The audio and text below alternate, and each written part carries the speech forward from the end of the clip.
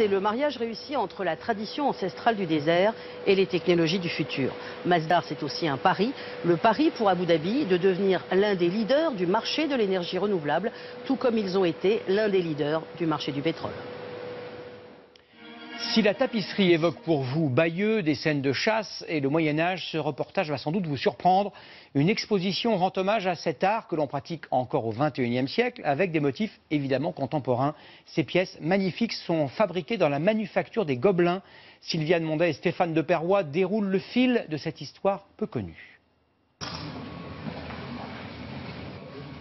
Comme beaucoup d'œuvres dans cette exposition, cette tapisserie de Bertrand Lavier a été réalisée à la Manufacture nationale des Gobelins. À l'atelier de teinture, on se souvient des contraintes techniques à surmonter pour cette œuvre. La première difficulté, en fait, c'était de traduire une photo brillante à traduire sur laine. On avait des soucis de contraste et de profondeur de couleur. Ici, depuis Henri IV, on confectionne tapis, tentures et tapisseries pour les ministères, ambassades et autres bâtiments publics de prestige. Depuis Henri IV, les bains de couleurs sont étalonnés uniquement à l'œil. Même si vous avez exactement la même quantité de laine, la même quantité d'eau, dans les mêmes conditions, le même colorant, vous ne sortirez jamais deux fois la même couleur. Pourquoi? Ça reste un mystère. Moi, je vois la couleur de mon bain, c'est à peu près ce qu'il faut que je rajoute. Dans le bâtiment voisin, une dizaine de tapisseries sont en cours de réalisation et tous les artistes dont on reproduit les cartons sont vivants. Cette œuvre d'Alain Séchat ornera bientôt un palais de la République. Ce tapis de 30 mètres carrés dessiné par François Ruyant, lui, sortira du métier à tisser dans 5 ans seulement. Il est particulièrement complexe à réaliser. Là, c'est l'opération du rangement, qu'on replace les brins de couleur. On reprécise le dessin. L'artiste, dans son œuvre, a voulu reproduire le fond d'une tenture du XVIIe siècle. Une tenture où toutes les couleurs étaient délavées. Nous sommes artistes lycée. Nous avons redessiné les vagues de la tenture d'Artémise pour lui donner une dynamique. Pour lui donner avec des gouttes qui donnent une force à la vague.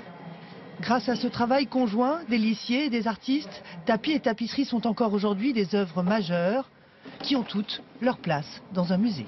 Picasso, Brassailles, Le Corbusier, Vasarely ou Francis Bacon, les plus grands artistes contemporains et modernes ont peint des cartons pour tapis et tapisseries. L'art tissé, même s'il ne sert plus les rois de France, n'est devenu ni un art mineur, ni un art réservé aux femmes.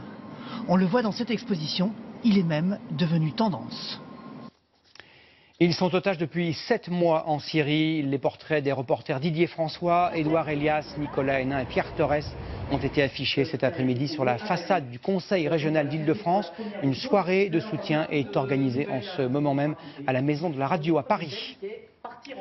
Avant de refermer ce journal, regardez donc notre photo du jour. Elle a été prise dans la ville d'Harbin, au nord de la Chine. Comme à Chicago, il y règne un froid polaire, moins 28 degrés.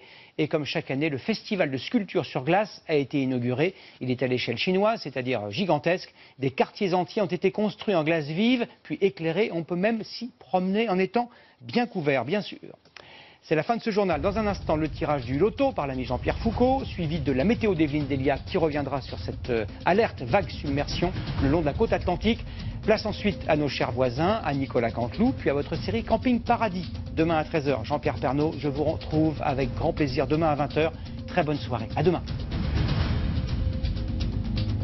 Retrouvez toute l'info sur le site et l'application MyTF1.